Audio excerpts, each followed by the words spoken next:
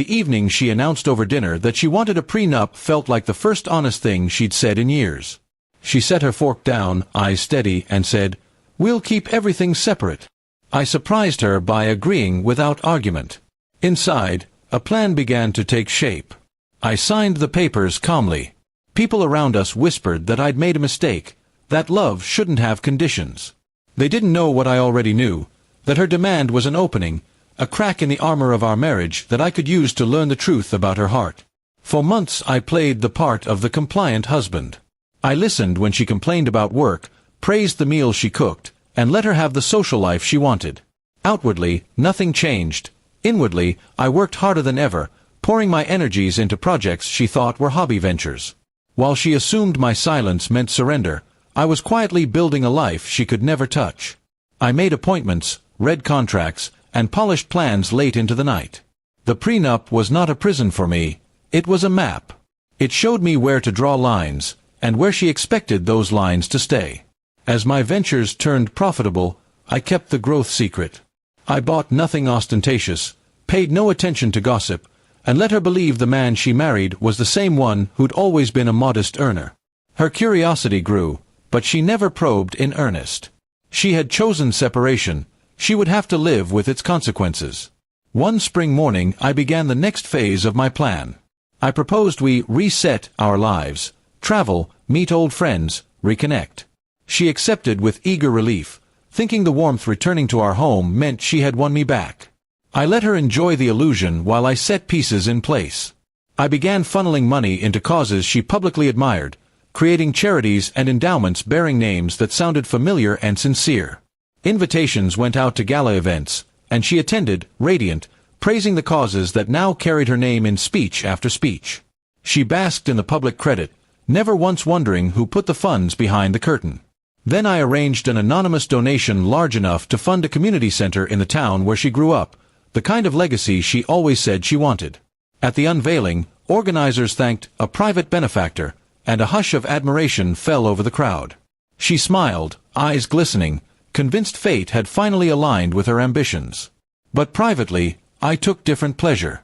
I began to redirect the couple's shared social network subtly, exposing small truths to those closest to her, glimpses of her impatience, hints of the way she calculated relationships like ledgers. I did it without malice. I presented reality in a way that let people see what I had seen. The real revenge was not to humiliate but to reveal. I wanted her to face the consequences of the wall she had placed between us. So I invited her, quietly, to sign a new arrangement, a public partnership for the foundation that required transparency and oversight. She agreed, thrilled at the prestige. When the foundation's board requested access to financial statements, the prenup's protections meant she could not claim any of the funds as ours. She'd separated personal ambition from marital partnership with her own hand. Now she discovered that prestige without stake felt hollow. The applause turned thin. At night she began to ask me questions she used to believe she already knew. Why didn't you tell me? Why didn't you want to share? My answers were measured. You asked for separation, I reminded her. You asked for things to be separate. I respected that. The truth landed heavier than any accusation. Her friends watched the shift and commented in private.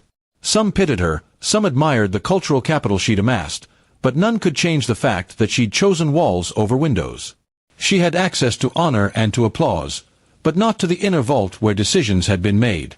The final move was quiet and precise. I arranged for the house to be retitled in a way that reflected my separate holdings, made clear through legal channels and the prenup's terms.